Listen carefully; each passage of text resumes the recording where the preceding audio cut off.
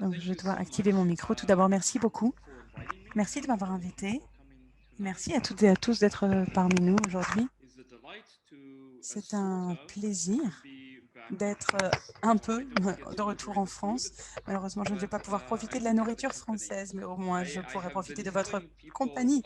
Je dis depuis que je suis venue en France, donc il y a 1 an et demi, je dis à tout le monde que je suis allée dans un restaurant. Qui était là? Oui, Sophie, Claire était là, Sylvie était là aussi au restaurant. L'escargot, c'est ça. C'était incroyable. J'en garde un souvenir ému. J'ai encore les saveurs en bouche, rien qu'à en parler. Donc, on se réunit à nouveau aujourd'hui pour parler des types. Et d'ailleurs, je souhaitais remercier Lionel. Merci beaucoup. Merci de vous être chargé de l'aspect technique de la traduction. Parce qu'effectivement, il y a des documents qui pourront être utilisés en anglais ou en français en fonction de la langue qui vous sied le mieux. Donc, c'est vraiment très intéressant. Ça fait 20 ans que nous avons entré que nous sommes dans ce nouveau centenaire. Et donc, Carl Jung a publié de nombreux livres et Type n'était qu'un chapitre d'un seul livre dans toute son œuvre. Donc aujourd'hui, c'est ce qui nous réunit, ceux qui travaillent sur les archétypes ou les autres facettes des types et de l'ombre et de l'anima, la conscience collective et tout type de psychologie de profondeur. Vous connaissez la richesse de ces concepts et cela nous permet de mieux apprécier la condition humaine. Il ne s'agit pas uniquement d'une manière d'apprécier les choix professionnels des uns ou des autres. Il s'agit plutôt de rentrer en profondeur dans la psychologie des gens. Donc voilà, c'est pour ça que je suis ici aujourd'hui, pour rentrer dans le détail. Et ces travaux ont été vraiment très gratifiants. Je travaille avec de nombreuses personnes. Il y a beaucoup de personnes qui ont donné leur cerveau à la science, pour ainsi dire. Et c'est très intéressant de se pencher sur ces données donc de l'Inde, du Royaume-Uni, de l'Australie et bien entendu des États-Unis. Et de découvrir les points communs entre ceux qui s'identifient avec les mêmes types, les mêmes profils, les mêmes préférences, et quelles sont les différences également. Vous savez, il y a une citation très connue que j'ai appris dans les années 90 sur les types. Chaque ENFP est comme tous les autres ENFP. Et bien entendu, on peut le dire, ils sont tous différents, ces profils. Mais c'est quoi les différences? Combien de types y a-t-il? Jung, au début de son chapitre, parle de 2 types. Donc, il parle des extravertis et des introvertis. Et après, il dit non, ça n'est pas suffisant. On a ces fonctions mentales. Et donc l'extraversion, l'intuition, la pensée, le jugement.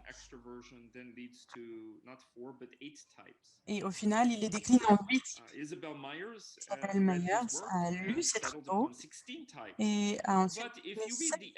Si on lit la fin du chapitre 10 des types psychologiques, il y a une suggestion selon laquelle il y en a plus que 8, il y en a peut-être 16, mais il pourrait y en avoir également 32. Et il est un peu ambigu, Carl Jung, mais en même temps, on sait très bien que Carl Jung est souvent ambigu. Mais il nous donne un peu de l'espace pour travailler et jouer avec ça. Donc, quand j'ai regardé les données, je me suis rendu compte qu'on peut travailler avec les données autant qu'on veut, avec les données du cerveau. Et quand j'ai commencé à travailler avec avec un de mes stagiaires. Sur les 36 ENFP, maintenant il y en a 60 en études. 61 à vrai dire. Mais je dirais, je garderai le dernier, le 61e, pour un commentaire à la fin. Et la science sur laquelle je travaille à l'heure actuelle, elle se fait en France. Là, je suis donc même pas aux États-Unis, je suis au Costa Rica, là. Hein. Mais les travaux incroyables sur lesquels je travaille sont vraiment basés en France, mais j'y reviendrai un peu plus tard. Et donc, on utilise les données de manière différente et on peut les trier en 2 catégories, ces données. On a commencé avec 4, mais on s'est dit que 2, c'était un bon début. Et quel type de catégorie, de quelle il s'agissait? Et donc, il y avait masculin, le féminin, et on a décidé de les appeler le yin et le yang. Et Carl Jung pourrait les appeler les logos et les héros. Mais on s'est dit que le yin et le yang, c'était peut-être de bons termes. C'est peut-être vous d'ailleurs, Sophie, qui avez dit, ah oui, peut-être qu'on va opter yin et yang. Et j'ai adoré cette suggestion. J'ai trouvé que c'était exactement ce qui m'a encouragée à prendre cette position. Mais quand on s'est penché sur des personnes de 25 ans, on s'est rendu compte que les carrières, c'était vraiment l'indicateur principal. Donc, pas des étudiants, mais les gens qui travaillaient dans la technologie, dans la science, dans le droit, dans l'armée. Peu importe si c'était des hommes ou des femmes, la plupart du temps, ils avaient ce cerveau yang. Et ensuite, quand on s'est penché sur les gens qui travaillaient plus dans les arts, dans les sciences humaines, les services sociaux, bien entendu, pour la plupart d'entre vous, vous êtes des psychologues, des coachs, etc. Et c'est probablement votre style de carrière. On s'est rendu compte que c'était plus des gens qui avaient un profil yin. Et quand je me suis penchée dessus, je me suis rendu compte que les besoins psychologiques étaient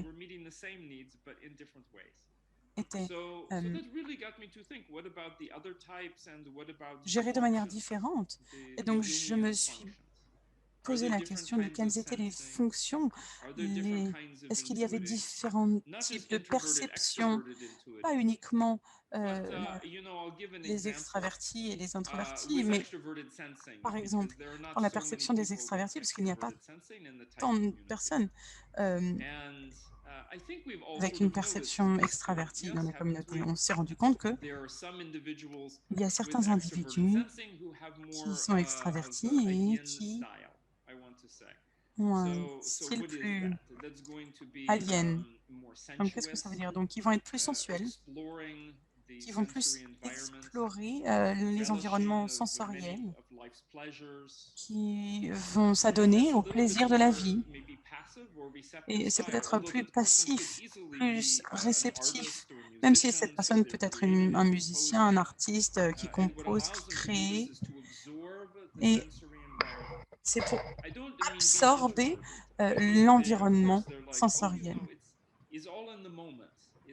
Donc, c'est souvent des gens qui vivent dans le moment et qui font l'expérience de ces expériences sensorielles. Et il y a d'autres saveurs qu'on peut considérer comme yang, qui sont plus actifs, rapides, agressifs. Des gens qui aiment les sports extrêmes. Donc, il ne s'agit pas uniquement d'apprécier le plaisir du moment présent, mais de chercher l'extrême dans le moment présent et d'en jouir. Donc, ce sont tous les deux des profils extravertis, mais ils ont une expérience du monde qui est différente. Et il est très important, surtout pour nous qui travaillons avec ces idées, je crois qu'il est important de se pencher dessus parce que quelqu'un peut avoir l'air actif, agressif et extraverti. Et il y a d'autres personnes qu'on va rencontrer qui vont être des artistes, des musiciens ou autres, et qui vivent également dans le moment présent, mais qui jouissent des plaisirs de la vie de manière différente. Et on se dit, mais alors, est-ce que c'est de la perception? Est-ce que c'est plutôt une sensibilité extravertie ou introvertie? Et parfois, cela peut engendrer de la confusion. Et je crois que c'est d'ailleurs quelque chose qu'on voit beaucoup dans les différentes cultures. Les Américains ont tendance à être extravertis. Et donc, quand on rencontre des gens de sensibilité extravertie, on a l'impression que c'est quelqu'un qui a de nombreuses idées. Et c'est comme si on a l'impression qu'ils essaient de vous vendre ces idées, mais on a du mal à les capter, ces idées, parce qu'elles sont expliquées et exploitées de manière si rapide. Et dans d'autres cultures, à titre d'exemple, moi j'ai vécu au Japon, et ils sont plus polis, plus observateurs. Et pour autant, il y a quand même de nombreuses personnes de sensibilité extravertie. J'avais d'ailleurs une étudiante aux États-Unis qui était là, qui était assise. Elle n'avait rien à faire, hein, mais son cerveau était très actif d'un coup. Et je lui ai demandé, mais tu penses à quoi là? Et elle m'a dit, j'observe le couple là-bas, de l'autre côté du laboratoire, et j'imagine les différents scénarios de leur interaction. Donc, vous voyez, c'est un différent type de sensibilité extravertie, mais qui joue toujours avec la même idée, mais c'est juste plus subtil, plus contenu, c'est plus le catalyste silencieux que, que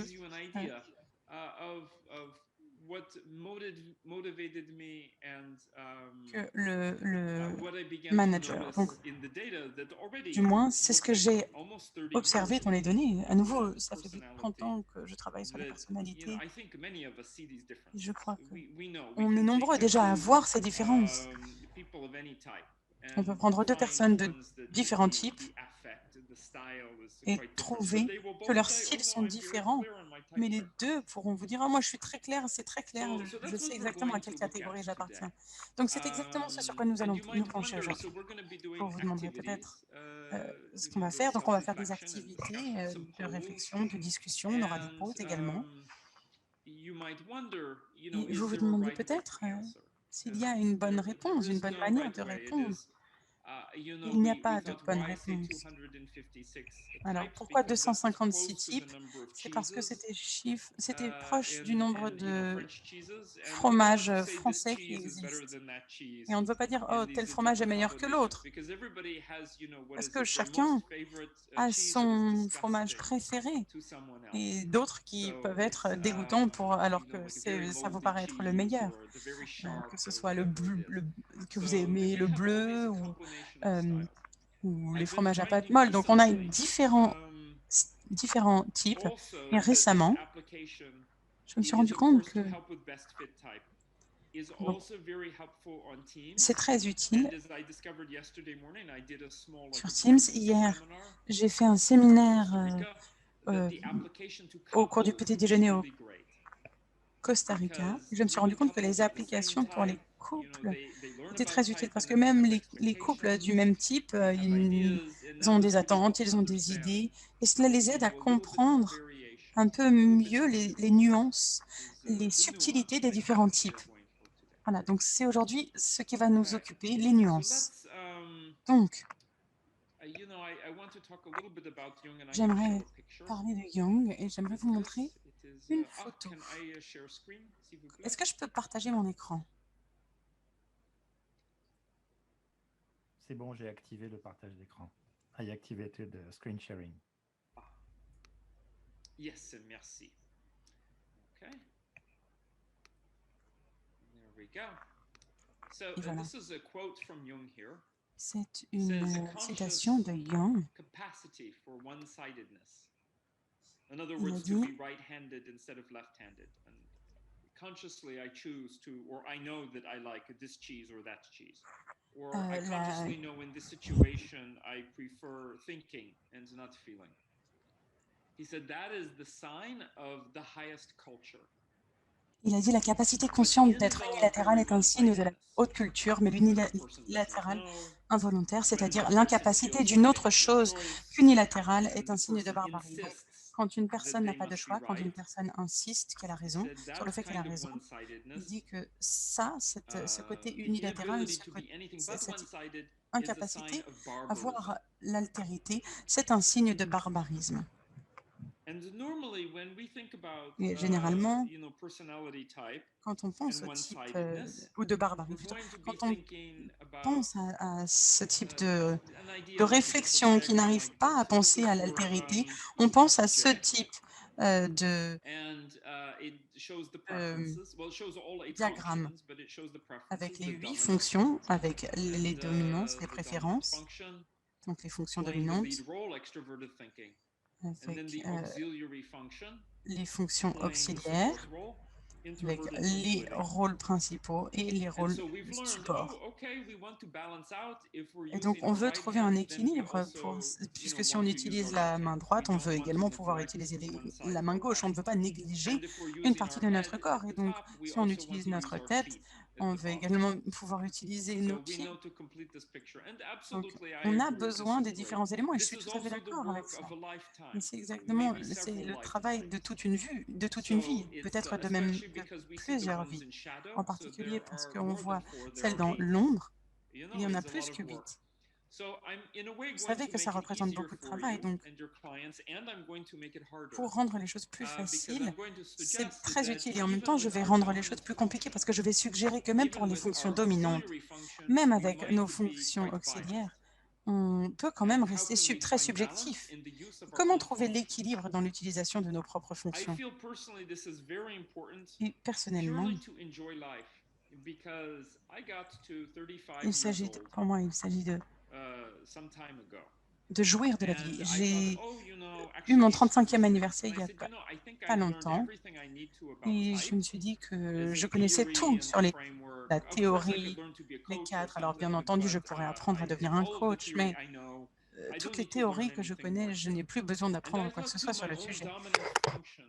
Et j'ai réfléchi à ma fonction dominante et je me suis dit, oh, il y a peut-être un peu d'autres choses à explorer. J'ai un projet créatif à faire et je fais ce que n'importe qui avec une sensibilité d'introverti ferait. Et donc, j'y réfléchis et de manière magique, je me lève et et les mots commencent à inonder ma page. Alors, ça paraît facile, mais c'est ça, cette fonction dominante. Et je suis ravie de vous dire qu'à 36 ans, j'avais vraiment tort. Je me suis rendu compte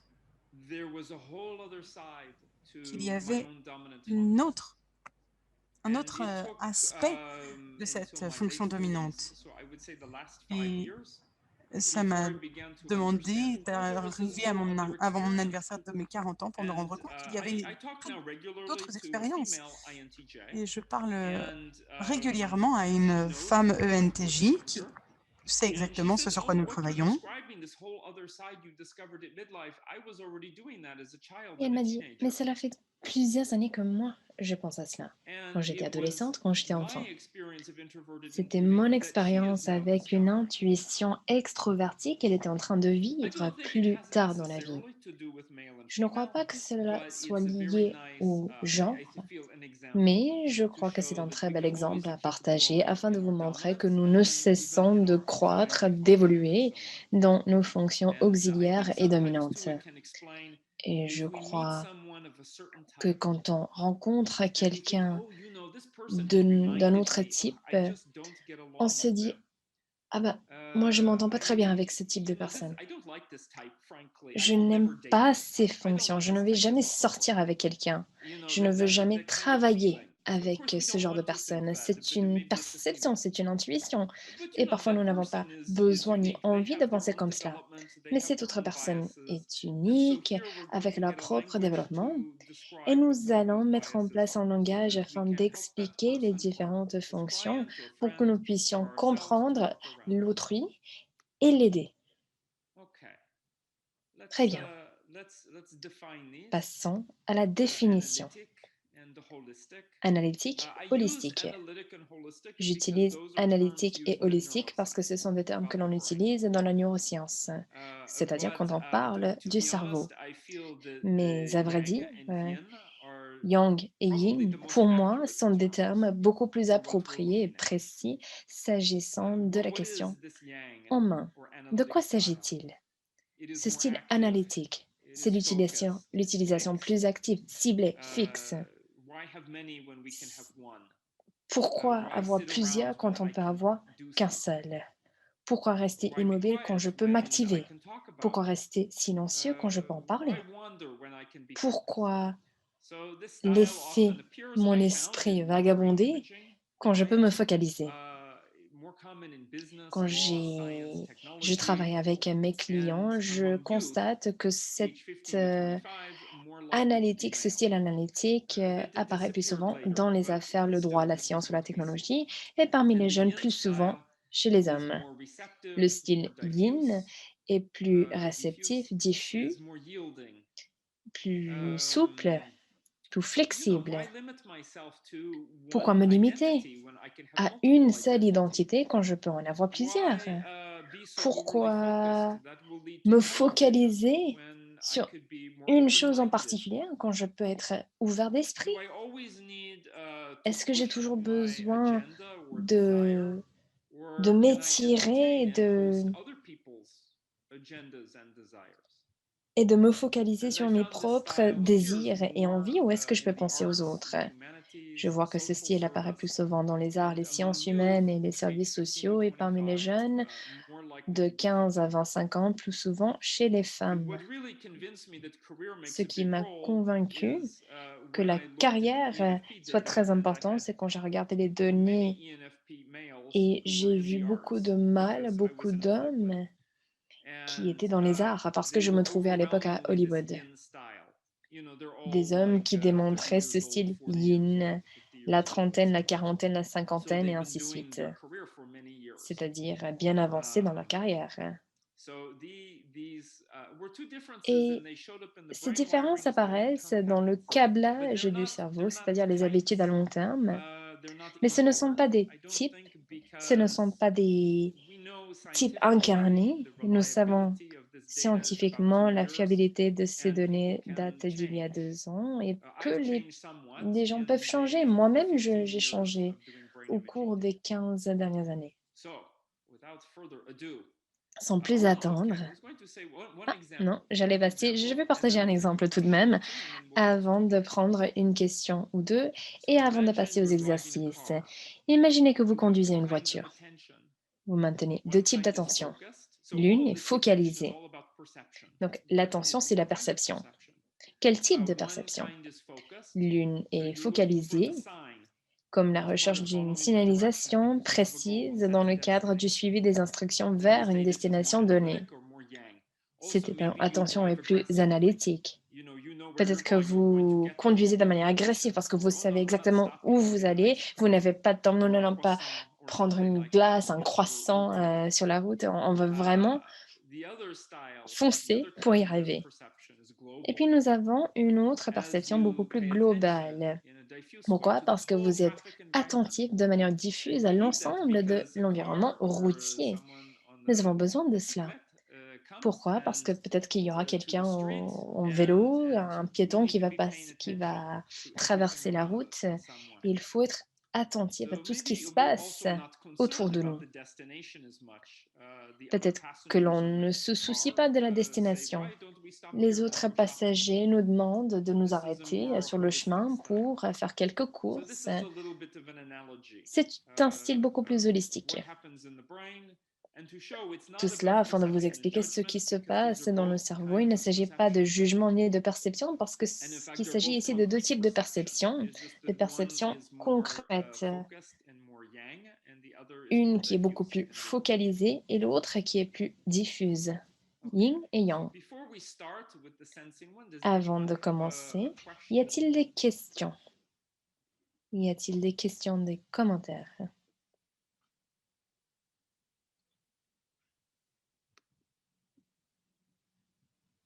Est-ce qu'il existe un lien entre J et P? Très bonne question. Y a-t-il un lien entre J et P? Quand on commence à regarder les données, oui, on peut penser qu'il existe un lien entre jugement et perception. Quand on pense au sentiment ou à la perception yang, on peut penser à un sentiment beaucoup plus introverti.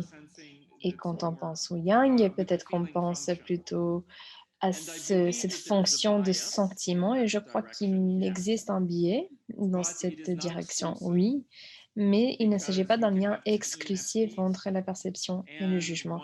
On peut avoir deux ENFP avec une personne qui est plus yang et l'autre plus yin. Peut-être que les deux individus ont le même âge, peut-être qu'ils sont du même genre, peut-être qu'ils n'ont pas du tout la même carrière, le même métier. Donc même si oui, à proprement parler, il existe un lien entre les deux, je crois que la carrière est la pierre angulaire dans cette histoire, ce qui peut mener à la confusion parce que si nous avons ISP qui est dans une carrière scientifique, mais qui est plutôt penseur, ou peut-être qu'il pense qu'il est plutôt penseur. Est-ce que je suis plutôt penseur? Ou peut-être que INFP, mais INFP dans un métier,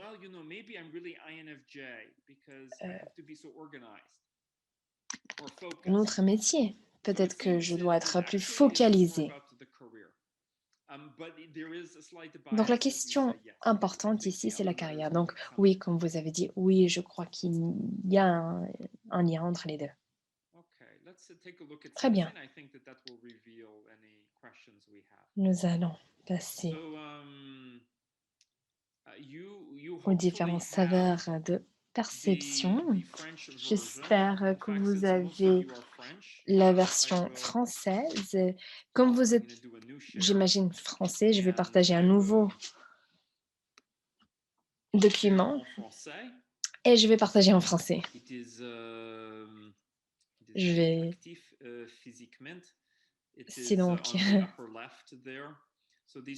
Vous voyez les différents types ou styles de perception extrovertie et introvertie.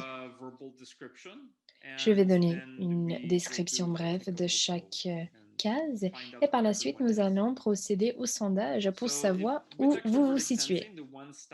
Extroverti, donc vous voyez le style, le fait d'être en mouvement. C'est être actif physiquement, un peu plus agressif. Agressif ne veut pas dire agressif physiquement. Cela peut être le cas, mais peut-être des campagnes de vente assez agressives. On a hâte, on ne se limite pas, on ne se freine pas. On bouge, on cherche les données, les informations pertinentes. Si on n'a pas la sensation escomptée, on va passer à autre chose. On flirte avec le danger. On met l'accent sur les actions efficaces à court terme pour des résultats tangibles et nets. On peut être impulsif, fort et parfois fruste. Et parfois, on a tendance à penser qu'il s'agit de ESTP, du mâle dominant. Mais en fait, j'ai constaté d'autres types de personnes, d'autres styles de perception qui adoptent ce style. Même si on est ENFJ ou INTJ, vous savez, une perception extrovertie n'est peut-être pas le style de perception préféré. Peut-être que ce style pourrait vous convenir. Un exemple stéréotypique, Donald Trump, version extrême, bien entendu, très agressif en mouvement, très direct, il va droit au but, il ne s'intéresse uniquement aux actions pertinentes. Je veux même dire que c'est soit le succès, soit la réussite, soit l'échec. Il n'y a pas d'entre deux, très impulsif. Il dit des choses qui ne sont pas appropriées, qui sont frustres. Il parle sans penser. Bien entendu, il y a d'autres exemples de ce type de perception, des caractères, des personnages beaucoup plus polis. Après, nous avons le sensoriel. C'est des expériences sensorielles. On profite des plaisirs de la vie. On fait confiance aux riches données sensorielles. C'est la personne qui adore voyager, se déplacer, aller à la plage, aller à la montagne. On prend des photos, on chante avec les amis, on s'amuse, on se détend. Bien entendu, quand on dit qu'on se détend, on peut parler d'un lac glacé l'hiver. Peut-être que c'est un exemple assez extrême, mais si la personne en question peut procurer des sensations, cela peut convenir. Cette personne cherche à se synchroniser, un style sensuel. Cette personne comprend comment bouger avec l'autre, une appréciation pour la beauté, les choses belles. Un vrai plaisir, un plaisir absolu.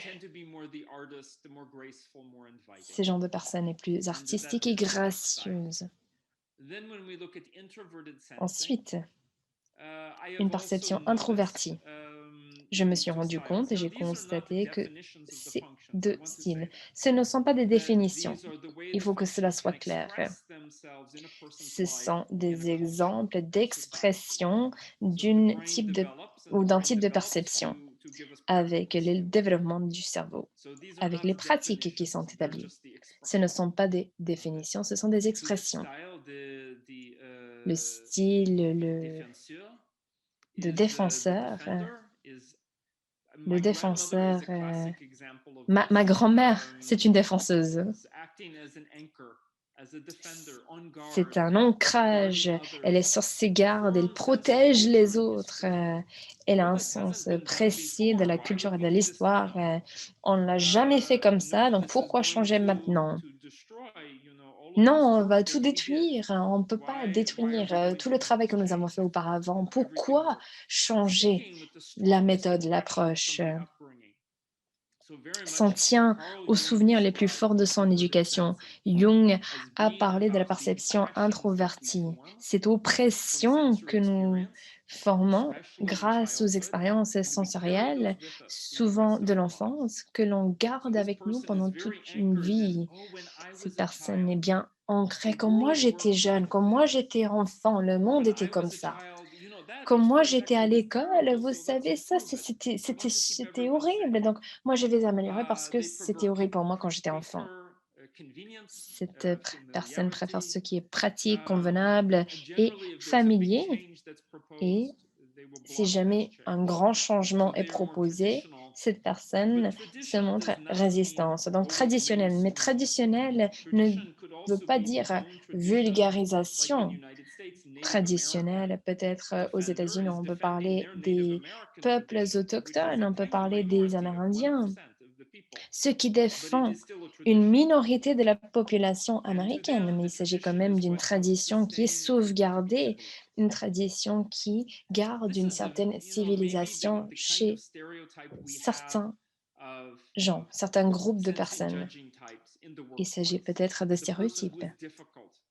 C'est la personne qui est difficile au travail, la personne qui est réticente, qui résiste, mais qui a ses raisons, qui leur sont propres, des impressions du passé, une valeur apportée, accordée à la culture et à l'histoire. Ces types de personnes souhaitent garder des habitudes. Et si on veut apporter des changements, des modifications, il faut convaincre l'autre. Cette solution sera pratique. Cela ne sera pas un grand changement. Et enfin, le gardien du foyer.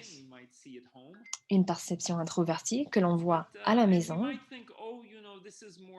Peut-être que c'est une perception de jugement, de sentiment, mais ce n'est pas le cas. J'ai rencontré des gardiens du foyer qui sont penseurs, qui souhaitent maintenir les traditions, qui puisent dans la riche mémoire sensorielle, qui se sentent ancrés, qui s'adaptent aux changements du groupe et à la volonté des autres. Ces personnes sont flexibles aux autres, ils préfèrent le confort et la sécurité. Les gardiens du foyer ont les mêmes valeurs typiques, mais sont sensibles aux subtiles variations. À titre d'exemple, s'ils cuisinent à la maison et puis ensuite ces gardiens vont au restaurant, ils mangent du bacon, ils mangent du poisson et ce n'était pas cuisiné de la bonne manière parce qu'il y a une subtile variation qui va à l'encontre de l'expérience escomptée, désirée. Je suis rentrée dans plus de détails avec ces perceptions, ce style de perception, parce que nous sommes assez intuitifs de manière générale, donc nous allons procéder à un sondage. Le sondage, nous avons parlé des 4 types de perception. Moi, j'aimerais savoir laquelle ou la perception avec laquelle vous vous identifiez. Sur une échelle de 1 à 10, un camembert, si vous voulez. Donc 20% défenseur, 40% sensoriel, 5% gardien du foyer et ainsi de suite. Peut-être que suivant le contexte, votre perception et votre style de perception changera.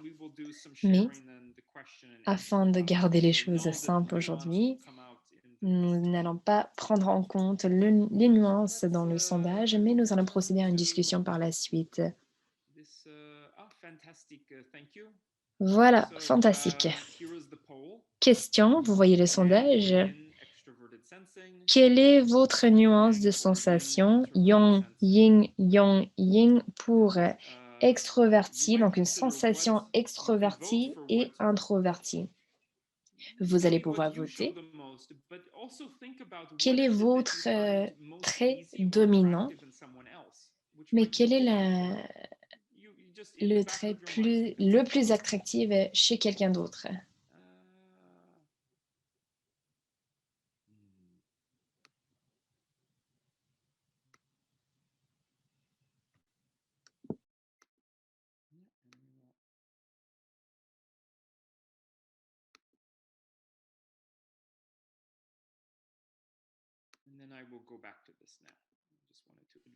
Et je vais revenir à la présentation.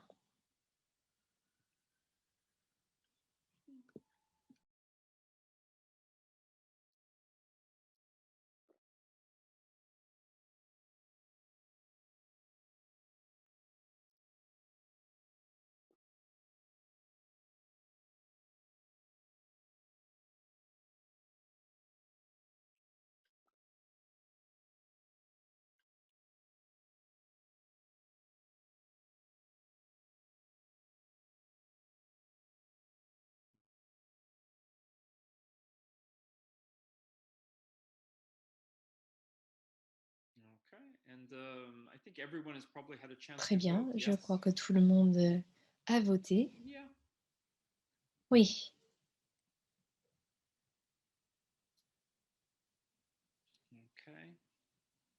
voilà.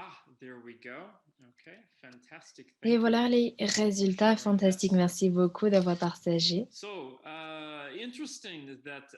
Très intéressant. Donc, au sein de notre communauté, nous avons un saveur qui n'est pas très populaire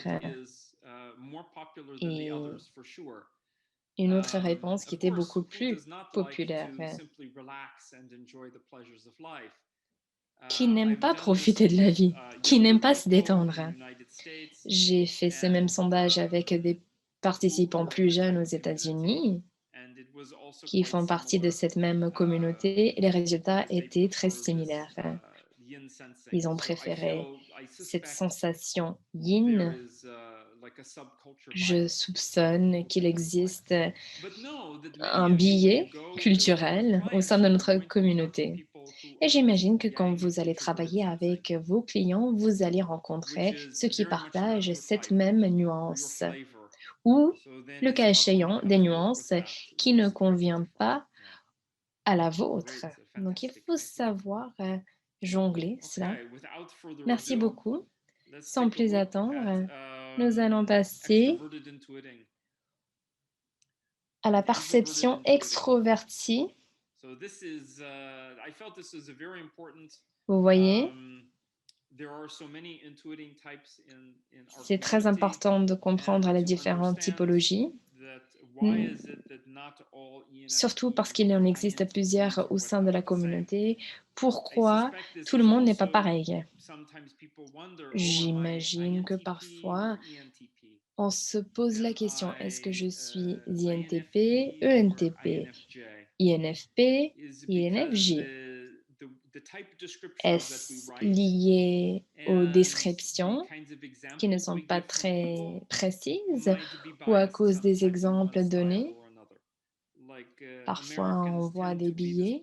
À titre d'exemple, les Américains ont tendance à être plutôt promoteurs. Je vais y rentrer dans les détails très brièvement. Vous pouvez également lire ce qui est à l'écran. Nous avons donc le style promoteur, marketeur en anglais. On se donne un spectacle, on jongle avec les nombreuses idées, on a une grande quantité d'idées qui est beaucoup plus importante que la qualité. Pourquoi? Parce que cette personne recherche l'avantage, entraîne les autres par la force de ses idées. Une bonne énergie s'agissant des idées. Une énergie qui peut changer les situations à sa guise. Aime l'incertitude, est à l'aise avec l'incertitude. Le risque est un risque mental et non physique, ou un risque économique, peut-être. Catalyseur, c'est l'observateur. Quand on remarque les tendances subtiles, quand on négocie afin d'obtenir un résultat gagnant-gagnant, avec un style détendu, discret, on utilise l'humour et les masques, on inclut les autres pour les mettre en avant, on cherche les meilleures opportunités de la meilleure qualité.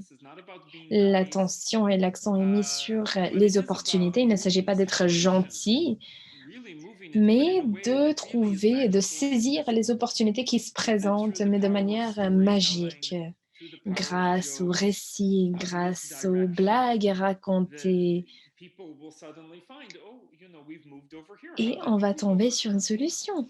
Ah, on a changé de voie, on a changé de chemin. Comment ça s'est arrivé? C'est parce que le catalyseur nous a orientés en toute discrétion.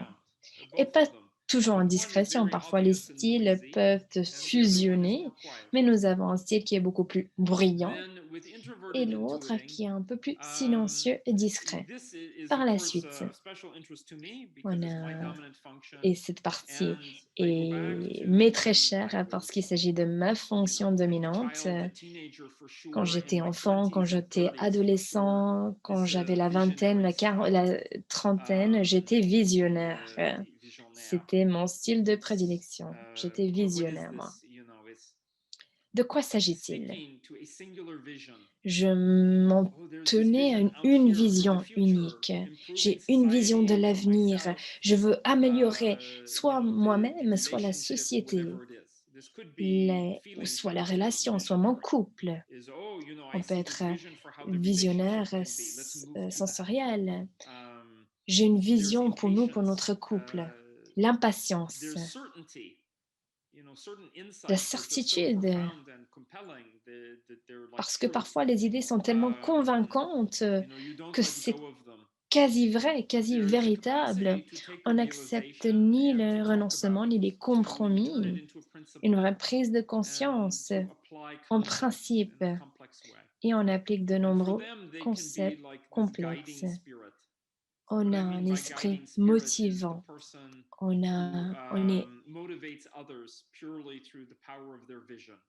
On est celui qui guide les autres. Mais il ne s'agit pas de la seule manière d'avoir une perception intuitive. Quel est l'autre style? L'oracle. L'oracle était assez nouveau pour moi. On embrasse simultanément de nombreuses idées interdépendantes et on se connecte aux nombreuses facettes du monde archétypal. C'est exactement ce que nous a proposé Jung. Il n'était pas lié, il ne dépendait pas de ses idées. Il proposait toute une gamme d'idées. Je ne dis pas qu'il était introverti, mais c'était son style d'intuition. Cette personne reste ouverte à la transformation. Il ne s'agit pas d'imposer une vision aux autres. Cette personne peut également être transformée par les visions des autres.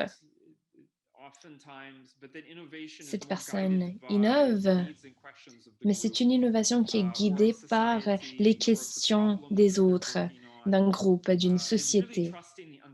Une innovation guidée et orientée par les défis auxquels cette personne est confrontée. On parle de l'histoire grecque, l'oracle disposait de toutes les réponses. Cette personne cultive une pratique artistique, spirituelle, les gourous indiens, à titre d'exemple. Et pourquoi pas la personne qui s'intéresse à la science. Il n'y a pas de grande vision, il n'y a pas de force motrice. Cette personne peut s'adapter, peut surfer sur les différentes vagues, mais il s'agit tout de même d'une intuition introvertie, parce qu'on est connecté, lié au monde inconscient. Prochain sondage. Quelle est votre nuance d'intuition?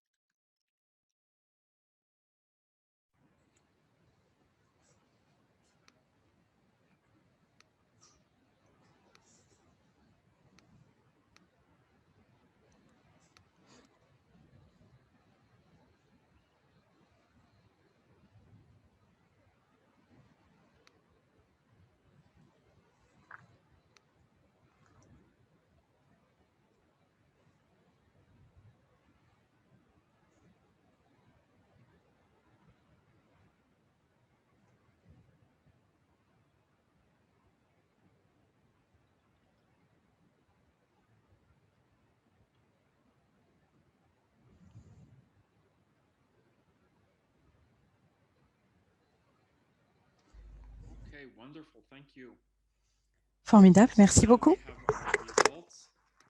Là, on a nos résultats qui s'affichent à l'écran. Et on voit d'ailleurs qu'on a un plus grand équilibre, mais quand même un favori. Ça n'est pas une surprise parce que les gens qui s'intéressent au type,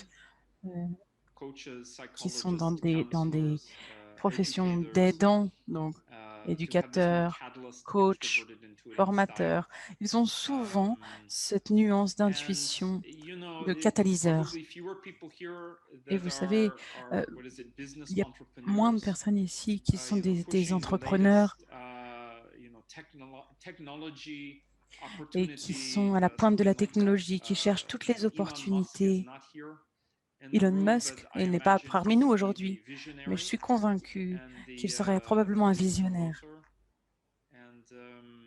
et un promoteur. Donc, voilà, je crois vraiment que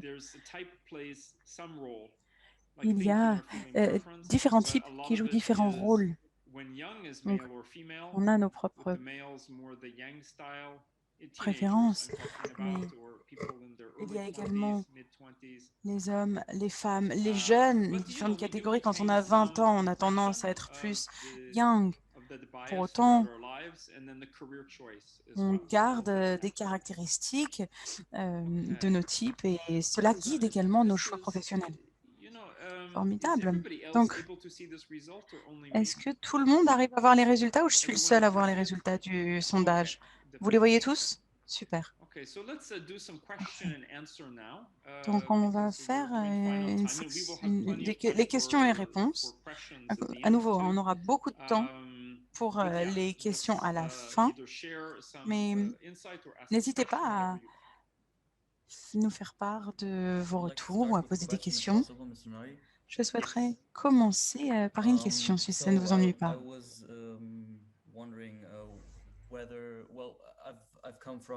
Je me demande si, parce que je viens des personnalités objectives sur les fonctions masculines et féminines. Par exemple, quand une des fonctions sur l'axe sur l'intuition est masculine, alors l'autre doit être féminine. Et vous parliez d'un spectre ou d'un camembert, d'un diagramme, un camembert. Est-ce que vous trouvez la même chose que eux trouvent avec leur système? Avec une préférence dans la nuance d'intuition qui engendre la préférence inverse?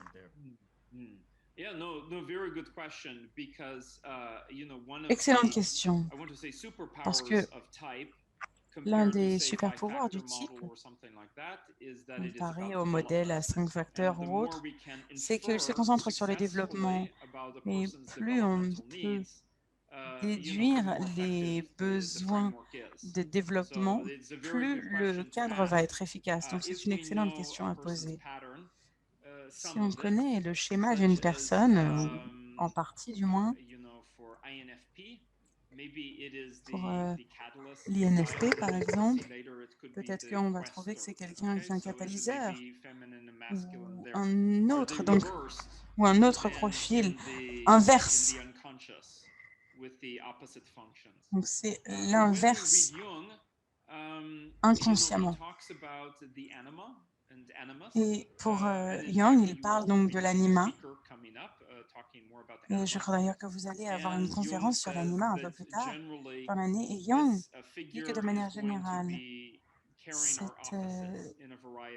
c'est quelqu'un qui va être attiré par les opposés, notamment les fonctions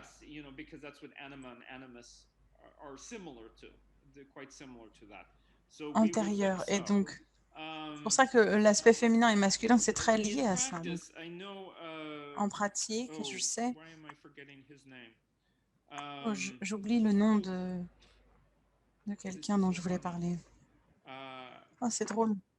John Beebe. John Beebe a travaillé sur les types et il est psychiatre depuis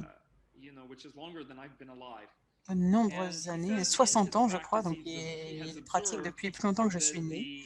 Mais dans sa pratique, il a dit qu'il avait observé que l'anima apparaît dans les rêves des gens ou dans d'autres domaines de leur vie et apparaît sous la forme du sexe opposé dans 2/3 des cas. Et donc, on peut voir qu'il y a un biais, mais pour autant, ça n'est pas assez pour dire que c'est une règle. Et j'aimerais d'ailleurs souligner que c'est la raison pour laquelle j'ai dit que c'est pas parce que vous venez de l'OP, c'est pas comme si on jouait à pile ou face. Quand on a accès aux deux quand on devient plus vieux. Je crois que l'anima est plus fort quand on est jeune, quand on a 18 ans, ou entre 18 et 25 ans par exemple. Mais dès qu'on atteint l'âge de 50 ou 60 ans, alors la personne peut être plus introverti, mais avoir ces deux facettes. Donc, je crois qu'on ne peut pas.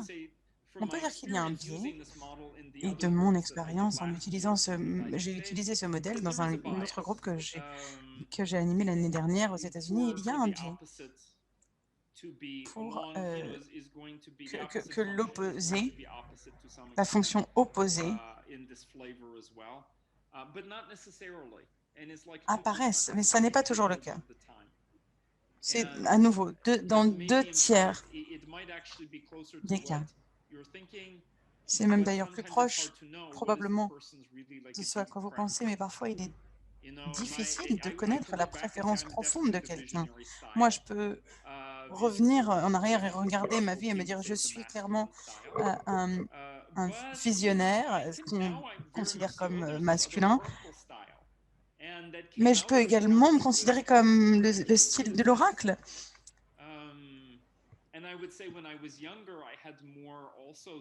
Et c'est vraiment l'intuition que je peux avoir. Quand j'étais plus jeune, j'étais plutôt du genre yang et j'ai eu beaucoup de retours, beaucoup de commentaires de mes parents qui me disaient « Oh non, ce style, il n'est pas bon. Tu ne dois pas être agressif, tu ne dois pas avoir cette personnalité, etc. » Et donc, quand on regarde ces 2 styles, la société a tendance à promouvoir les profils plus sûrs. On ne veut pas partir en guerre. Alors, en tant qu'enfant, on joue avec des jouets, avec des mitraillettes et des épées, etc. Mais ça n'est plus le cas.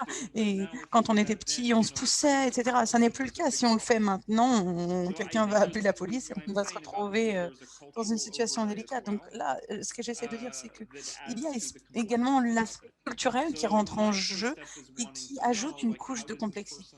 Donc la première étape, c'est d'essayer de comprendre comment est-ce que la personne s'identifie. Hier, j'ai fait un atelier et je n'avais pas vraiment parlé des types. J'ai juste dit qu'il y avait 4 domaines.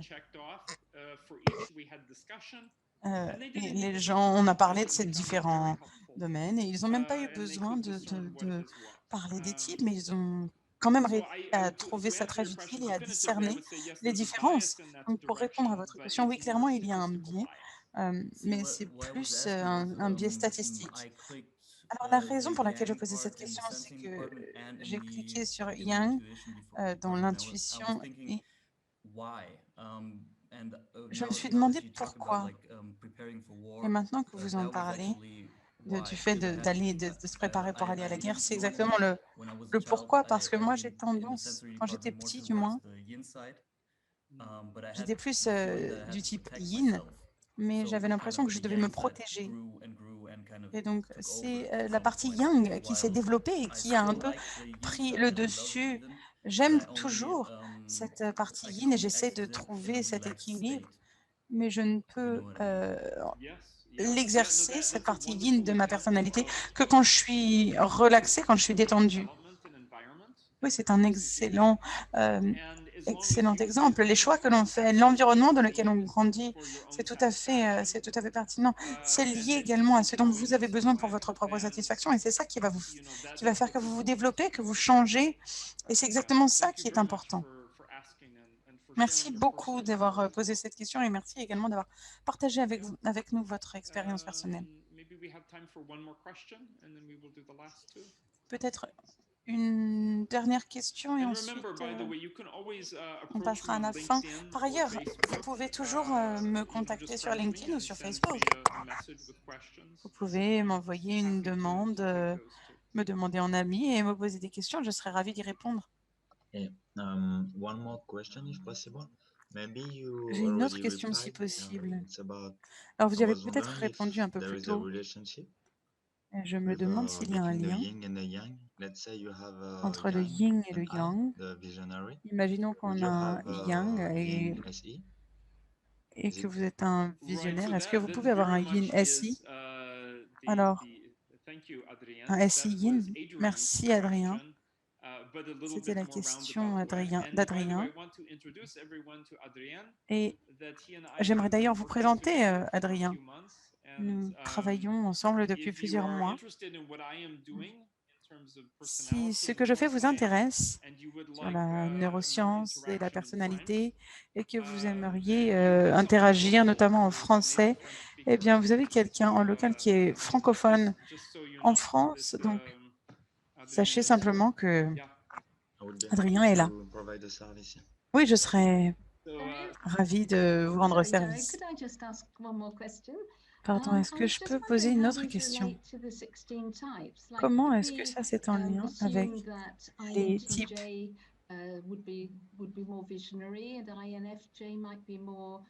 Est-ce qu'on peut dire que ENFG, c'est plus l'oracle, tandis que le profil ENTJ, il est plus visionnaire?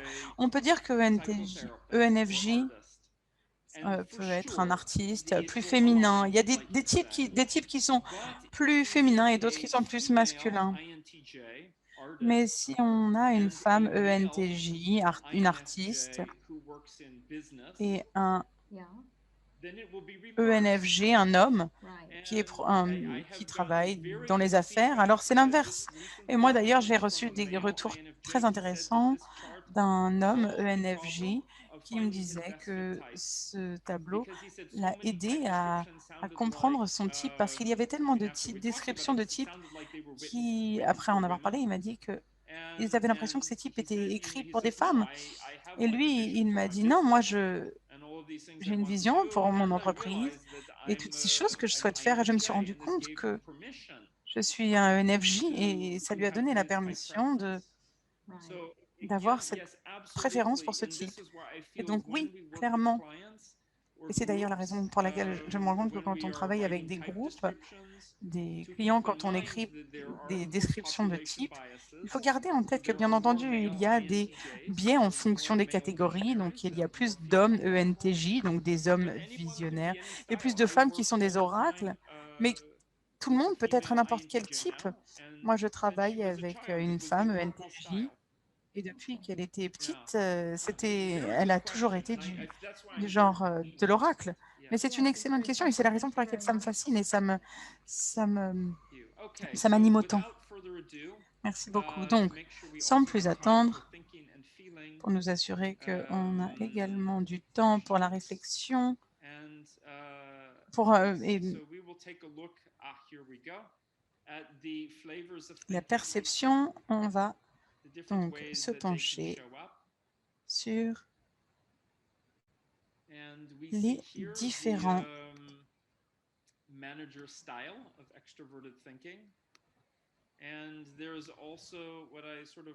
profils avec les différents profils. Donc, on a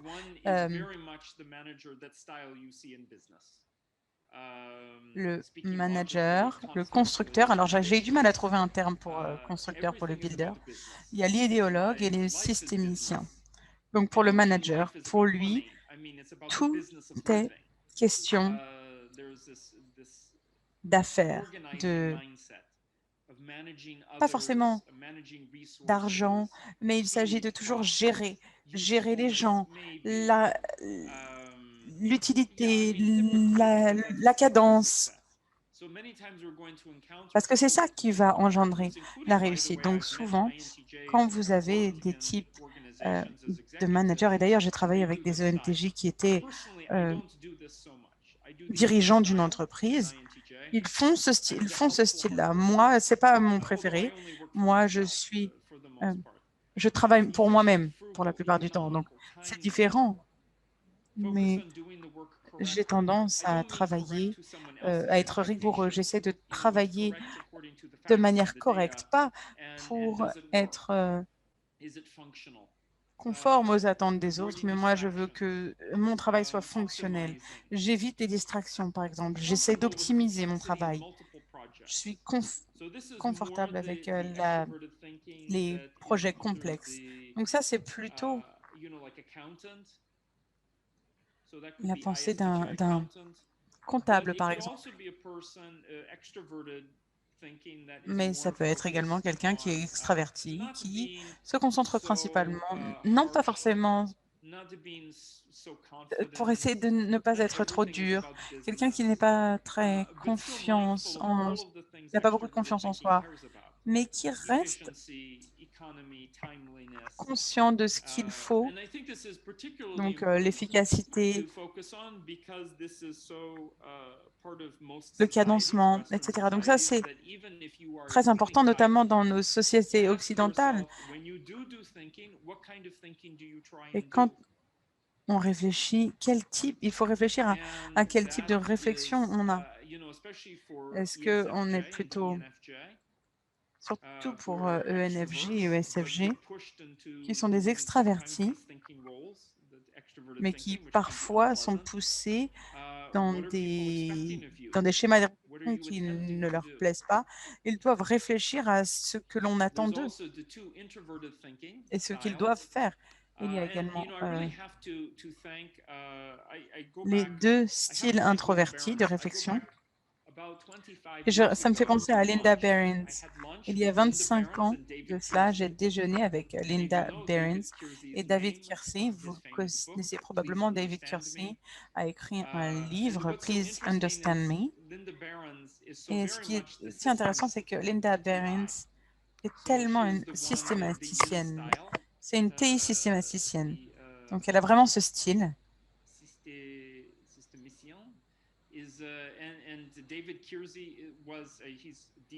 Alors que David Kiersey, c'est vraiment un profil d'idéologue. Et on a déjeuné ensemble et ils avaient à de nombreux égards les mêmes principes. Pour autant, c'était ENTP. Pour autant, leur style était vraiment très différent. Donc ce style, il y a un style d'idéologue qui va être assez attaché à ses principes, assez borné.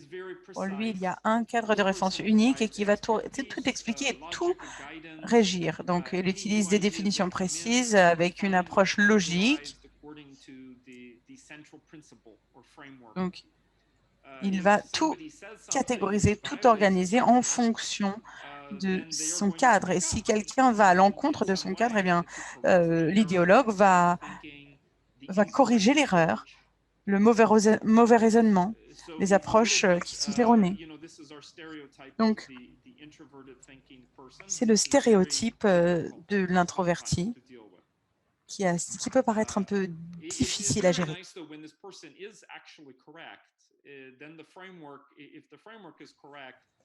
Et si le cadre est bon, par contre, alors, ils peuvent offrir des conseils, même si les conseils ne sont pas forcément donnés de la bonne manière.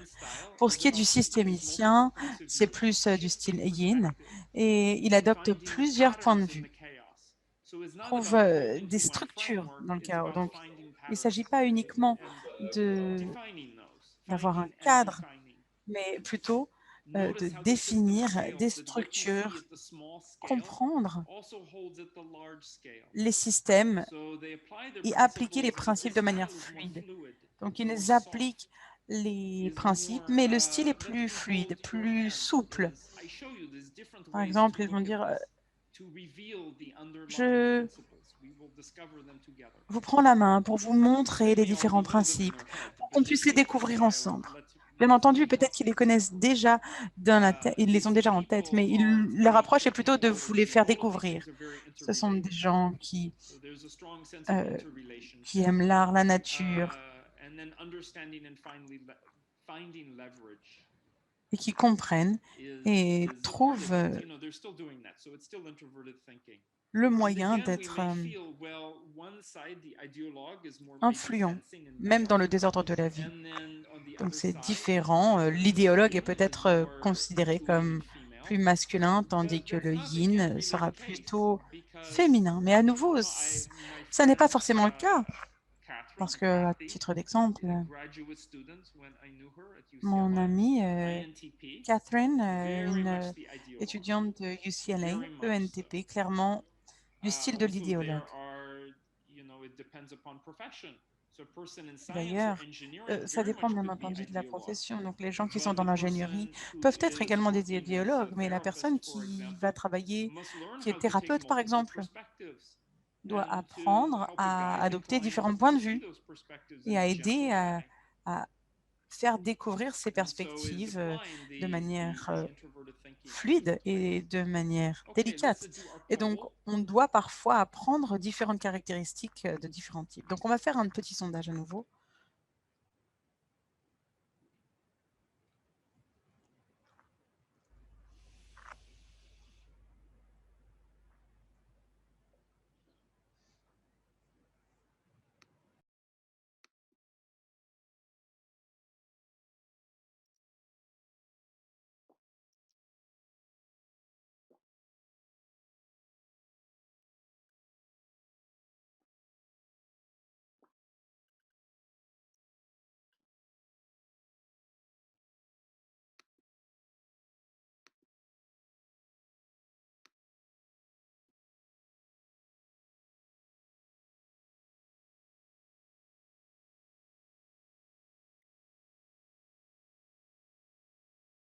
Ah, fantastique. Wow. Okay.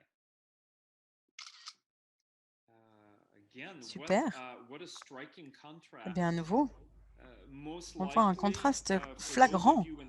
C'est probablement pour ceux qui sont dans l'organisation, du moins aux États-Unis, je sais que dans l'organisation, on a plutôt des gens qui sont extravertis, qui sont plutôt du genre du manager. Et pourtant, on est ici, on a une grande préférence pour la pensée yin, ce qui peut être très utile parce que c'est à la confluence des différents points de vue.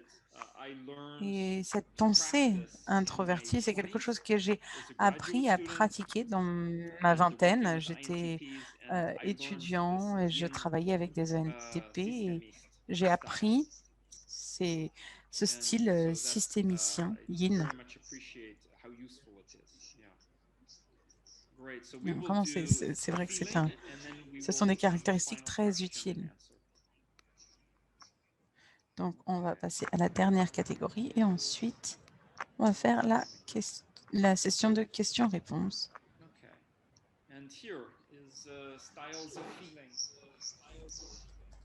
Donc, vous avez les différents types de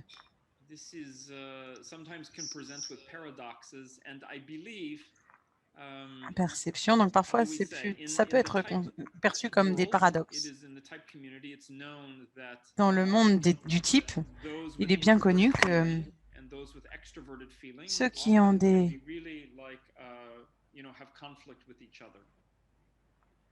sentiments extravertis et introvertis peuvent avoir des sentiments contradictoires.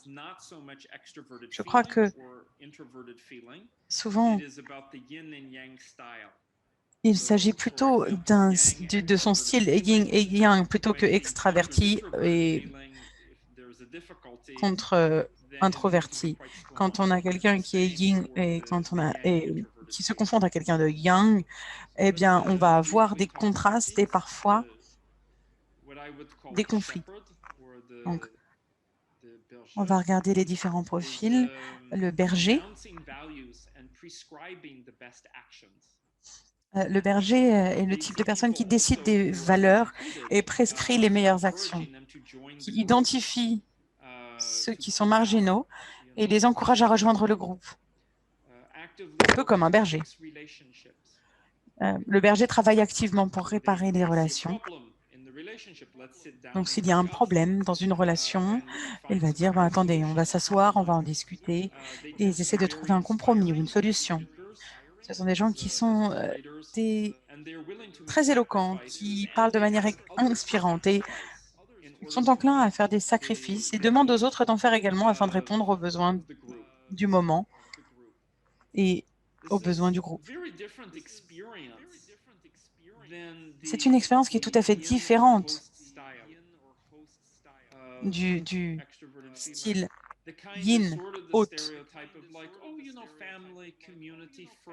Vous savez, le stéréotype de quelqu'un qui adore l'harmonie entre les gens qui sont contents dès que quelqu'un vient à la maison. Oh, merci beaucoup de votre visite. Est-ce que vous voulez du café? Et s'ils ont un commentaire négatif, ils vont être extrêmement sensibles à ça. Ils ne veulent pas de négativité. Ils essayent d'accueillir les différences des gens. Parfois, ils sont très altruistes et ils vont se sacrifier eux-mêmes, même pour des gens avec lesquels ils ne sont pas d'accord. Il y a une sorte de codépendance parfois qui peut même se créer. Donc, ce sont deux styles tout à fait différents. Et la manière dont ils se manifestent à la maison ou au travail, pour quelqu'un qui préfère être extraverti, ils peuvent montrer les deux. Par contre, pour les autres, il y a un biais, même parfois un biais assez important. Et il y a également un biais culturel, je crois, qui est assez typique de la pensée et du sentiment. Et il y a également le pèlerin, quelqu'un qui va chercher le sens de la vie, une vérité. Il essaye de conjuguer ses principes avec ses actions, aligner sa quête personnelle et son identité plus profonde. Donc, c'est quelqu'un qui se consacre à ses croyances. Ils ont tendance à écouter leur conscience ou un gourou, un enseignant. Et ils essayent de contenir leurs émotions pour ne pas les imposer aux autres. De nouveau, c'est un style qui s'applique plus aux jeunes et aux hommes, mais également un type qui s'applique à la technologie, à la science, au domaine professionnel de la science et de la technologie. Donc souvent, c'est des gens qui vont développer de la technologie, pas parce que c'est important pour les affaires, mais parce qu'ils sont intéressés dans la technologie médicale qui va parfois pouvoir soulager les souffrances de certaines personnes. C'est la raison pour laquelle ils font ce qu'ils font. Ils croient en le bienfait de ce qu'ils font et en ce qu'ils peuvent apporter. Il y a également le style romantique, plus yin. Et moi, je m'identifie beaucoup au romantique. Donc, c'est quelqu'un qui vit une vie d'émotions silencieuses et profondes, qui essaye de vivre en harmonie avec les voix qui l'entourent. Pas forcément de se fondre dans le groupe, mais c'est quelqu'un qui va essayer d'écouter les différentes voix, sauf s'ils arrêtent d'écouter, ce qui est un choix conscient, mais généralement, ce sont des gens qui sont très bons pour écouter les gens et qui acceptent les conflits internes et externes. Donc, si à une table, il y a différents tout petits morceaux de fromage, eh bien, ils acceptent ces conflits internes et externes. Il est important de comprendre qu'on peut avoir des conflits entre l'identité et le comportement.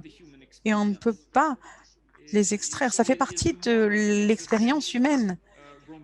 Donc, c'est plus une expérience existentielle romantique introvertie. L'identité, c'est quelque chose de beaucoup plus subtil. Si on vous demande qui êtes-vous, on peut dire, ben, voilà, je suis telle personne et ils ne vont pas forcément vous le dire, mais pour répondre à la question, ils vont avoir besoin de développer et et les relations veulent dire des choses différentes. Et à nouveau, c'est une expérience humaine qui est vraiment différente. Et là, on va faire un sondage et ensuite, on y reviendra.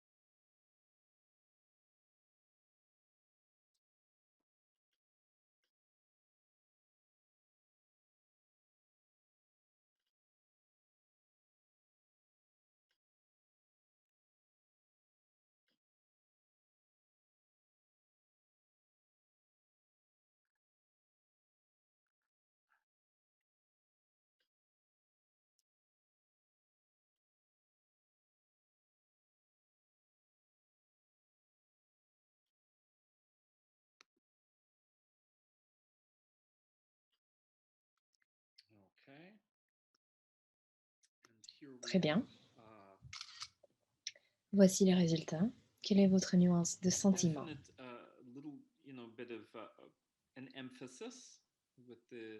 Nous voyons un petit accent sur les pèlerins et j'imagine que certains d'entre vous, on dit qu'il y a yin et yang et que les femmes ont tendance à être plus pèlerins. Mais de manière générale, je crois que les différents styles et différentes nuances de sentiments ont toutes été représentées. C'est une belle répartition. Ce serait cool d'avoir un panel des INFP ou ENFP ou ISFJ, pourquoi pas, ici, afin de comprendre l'expérience ou l'expression de ce sentiment. Et bien entendu, si vous avez la moindre question, n'hésitez pas. Je reste à votre disposition. On va garder peut-être 7 minutes pour des questions.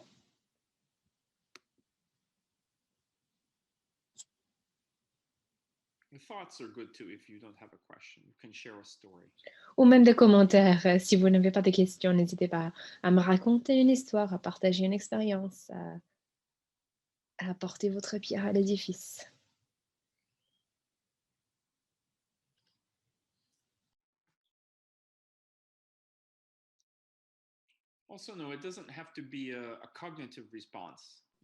Sachez que cela ne sera peut-être pas une réponse cognitive. Vous pouvez décrire ce que vous ressentez.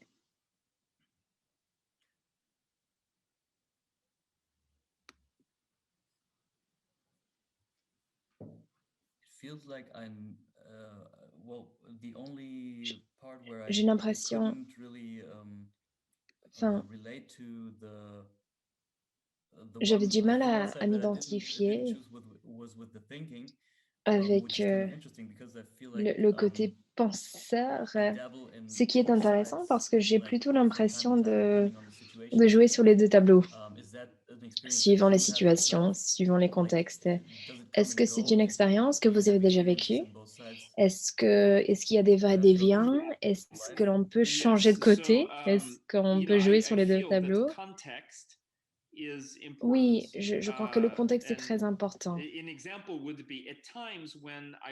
À titre d'exemple, parfois, quand j'ai eu l'opportunité d'être un manager, d'être responsable, de gérer les autres, notamment quand j'agissais en tant que professeur avec 150 étudiants, j'avais et j'ai su adopter ce style extroverti, mais de manière générale, je suis consultant, donc je travaille tout seul, en silo. La précision est très importante.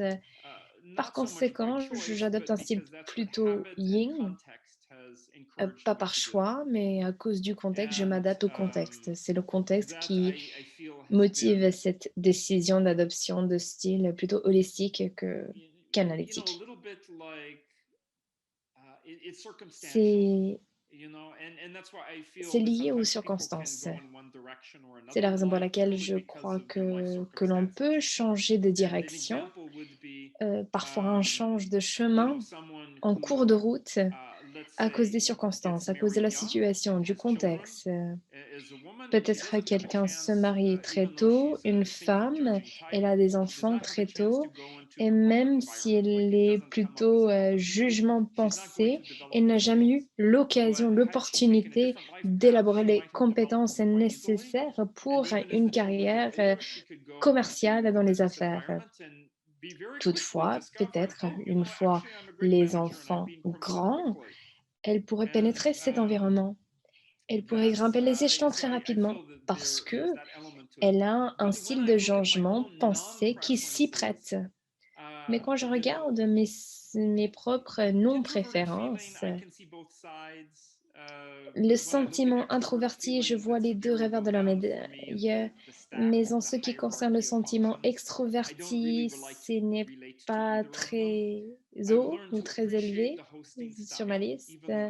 J'apprécie le style haute, même si cela ne me convient pas. J'apprécie ce style chez les autres, mais je ne sais pas si c'est un choix conscient. Mais très bonne question. Je prendrai une question de plus, un commentaire même, une pensée.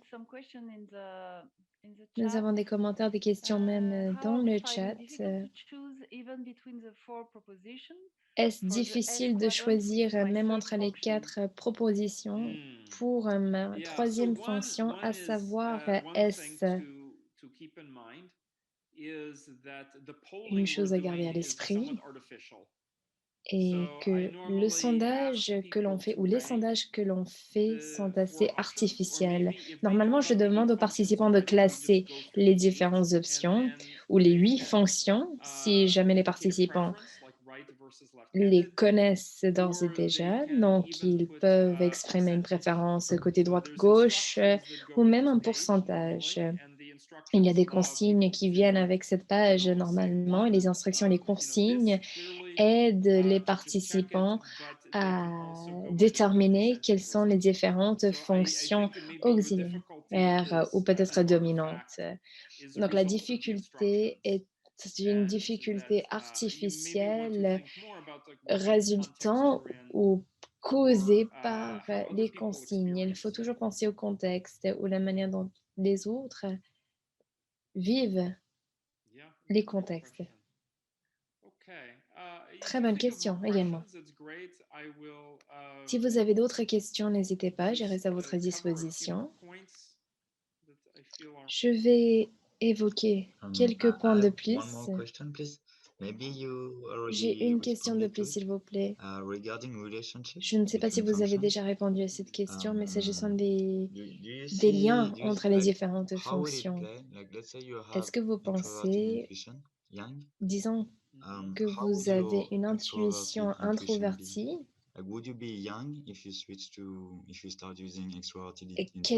donc quand on est jeune, si on a une intuition introvertie, est-ce que cette intuition va se développer plus tard dans la vie?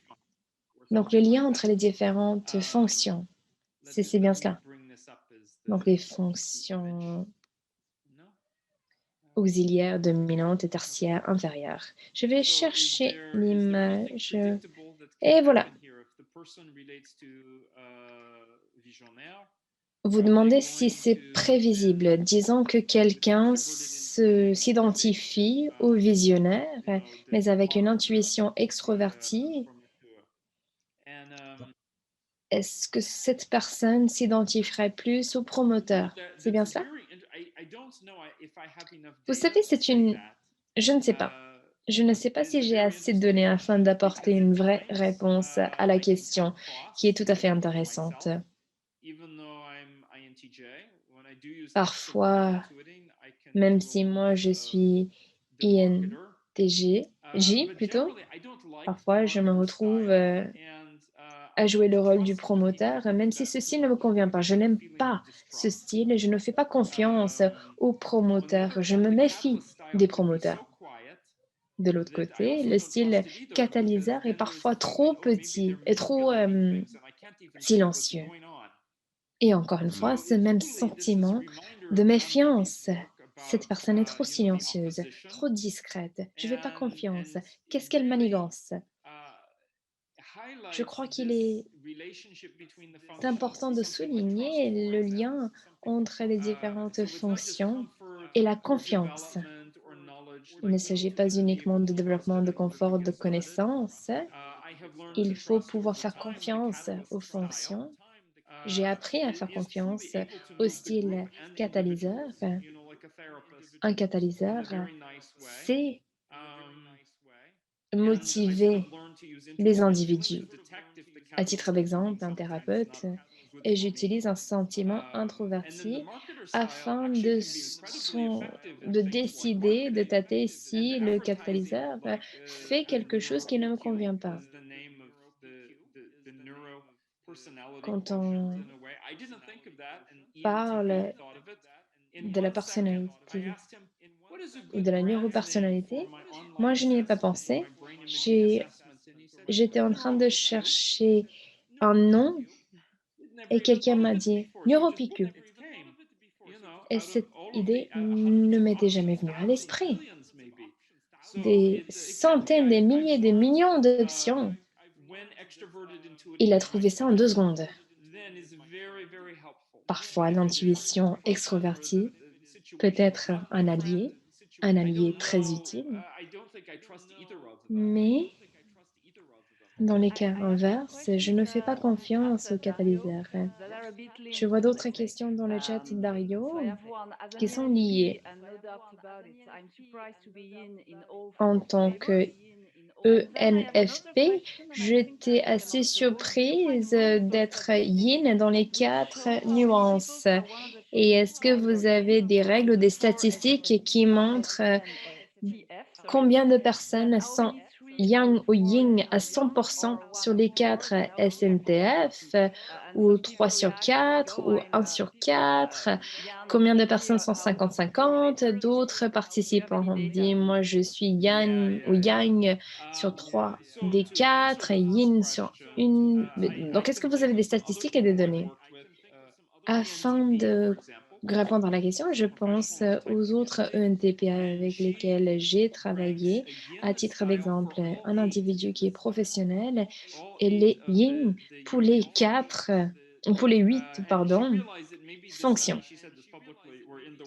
Et elle s'est rendue compte, elle l'a dit publiquement lors de l'atelier, je me suis rendu compte que ce n'était pas objectif.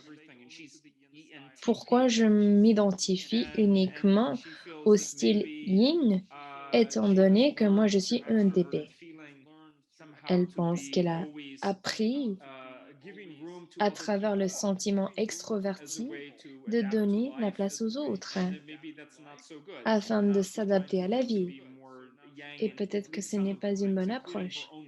Et maintenant, elle a essayé de changer sa fonction dominante.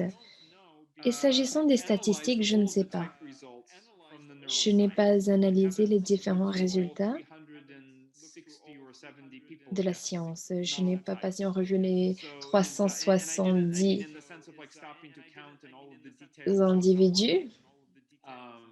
Je n'ai pas encore épluché les différents détails, les différentes statistiques de genre. Je ne peux pas me prononcer, pas encore, mais lors des ateliers, j'ai constaté que le genre et la profession, le métier ont un impact sur les résultats. Les résultats d'aujourd'hui ne me surprennent pas. C'était exactement à quoi je m'y attendais. Toutefois, si j'avais organisé cette séance avec des athlètes ou des scientifiques, peut-être que la distribution, les répartitions des réponses auraient été différentes. Il faut faire preuve de prudence lorsque l'on pense aux statistiques, parce que les statistiques dépendent du contexte, du genre, de la profession, de l'âge du participant. Est-ce que vous avez trouvé un lien entre l'anima et animus? Anima, animus. Non, non, pas encore. Ce serait une bonne piste de recherche pour cette année. Le lien anima-animus.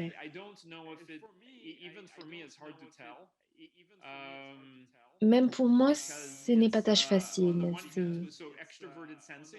C'est assez compliqué. Pourquoi? Parce que mon anima serait très extroverti.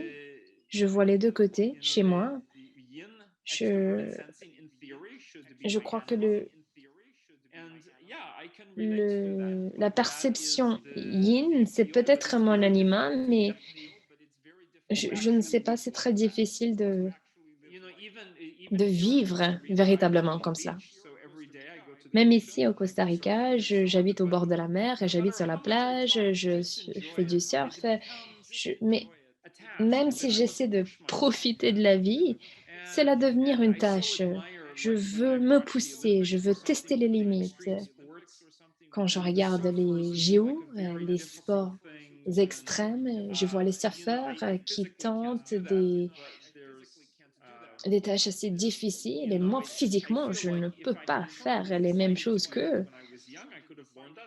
Mais je me dis que si j'avais décidé de suivre ce chemin plus jeune, j'aurais pu faire cela. Je crois que je suis assez sympa, mais c'est un comportement appris et je suis assez agressif.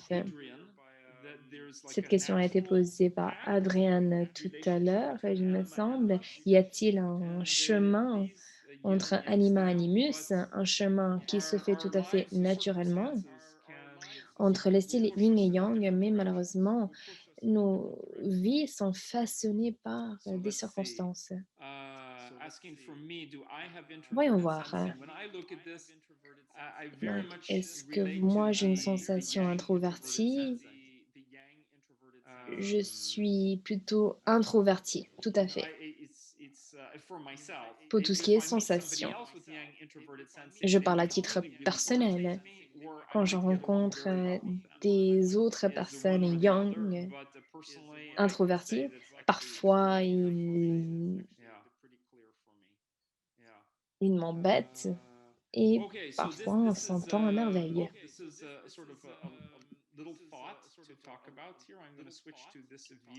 Voici une pensée à partager. Je vais juste changer d'écran pour que je partage. Je vous demande un peu de patience. J'ai beaucoup de fenêtres, beaucoup d'onglets. Excusez-moi, malheureusement, ce n'est pas en français. Mais est-ce que vous voyez à l'écran les 4 styles que l'on voit? Les styles qui regardent les fonctions dominantes et auxiliaires.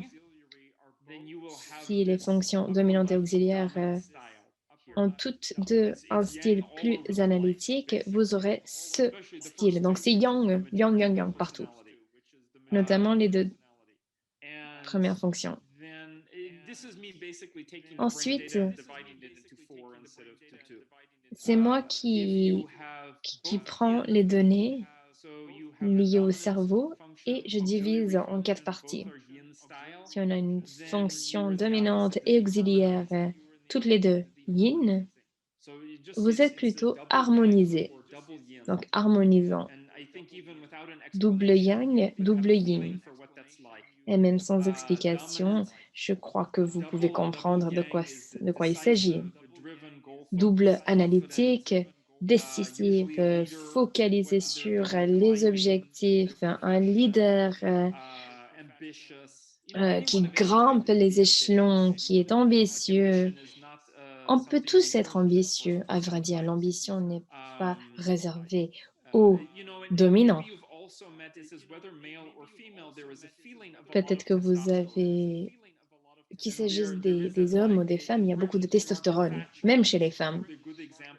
Et au Royaume-Uni, Margaret Thatcher est un bon exemple d'une femme dominante, même pour les ENTJ. Un style très marqué.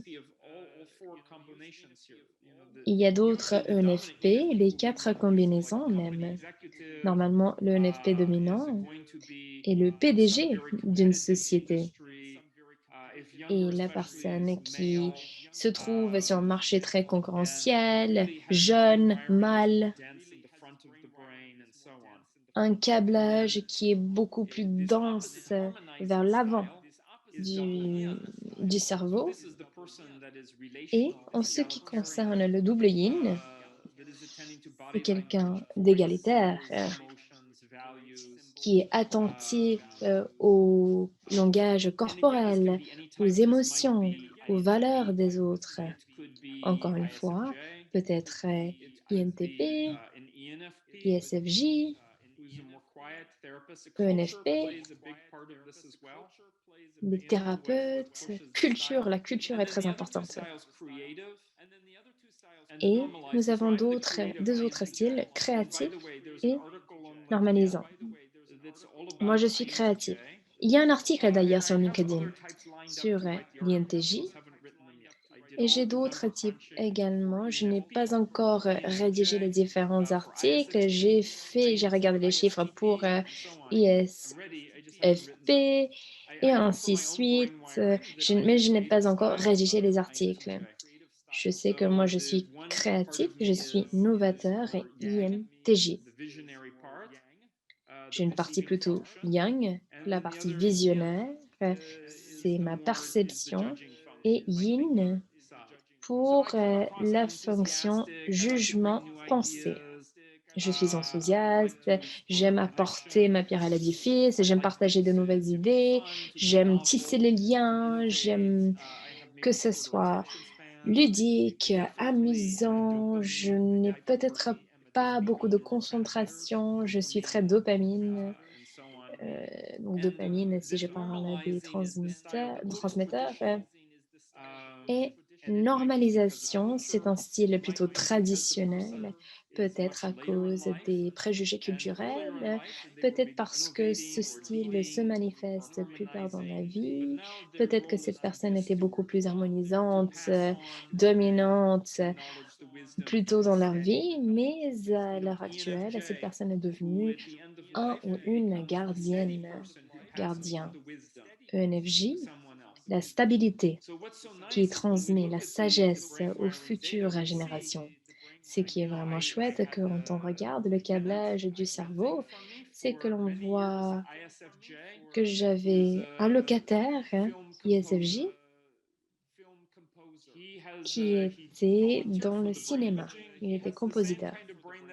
Il faisait du bénévolat, donc il s'est porté volontaire pour l'imagerie cérébrale et il a le même style que moi. Il est créatif, mais il était également ISFJ. J'ai dû faire attention à ne pas l'offusquer, l'offenser. Il s'agit ici de boucler la boucle pour les fonctions dominantes et auxiliaires.